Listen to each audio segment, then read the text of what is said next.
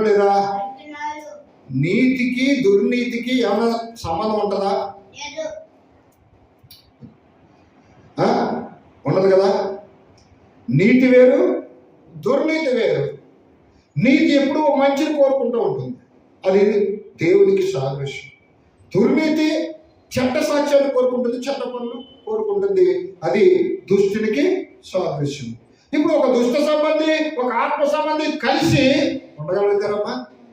ఉండగలుగుతారా? రెండు కత్తులు ఒక వరలో ఇముడుతాయా? ఇవ్వనప్పుడు ఒకే ఓట నుంచి తీపి నీరు చేదు నీరు వస్తాయా? రావు కదా, రావు కదా.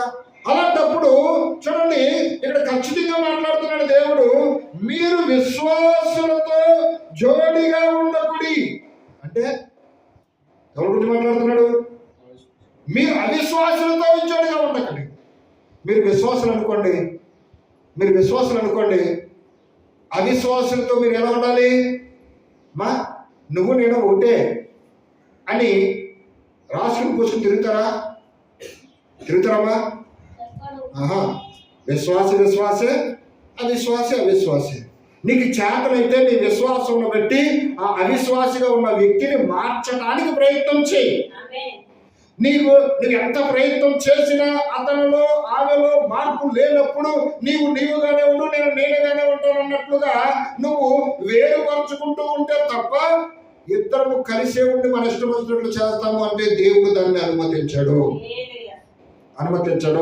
ఇంకా చెప్తున్నాడు చూడండి, వెలుగులకు చీకటితో ఏమి పొత్తు? వెలుగు చీకటి కలిసి ఉంటాయమ్మా? ఉండవు.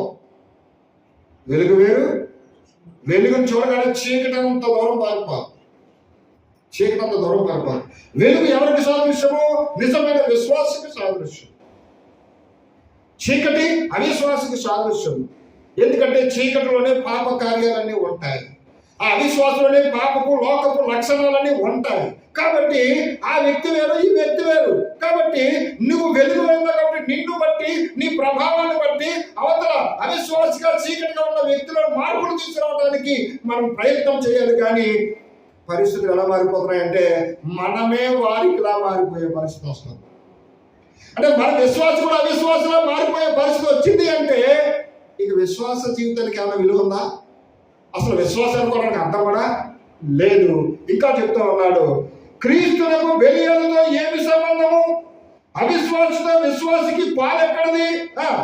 దేవుడి ఆలయమునకు విగ్రహాలతో ఏమి పొందిక? మనకు జీవము గల దేవుడి ఆలయం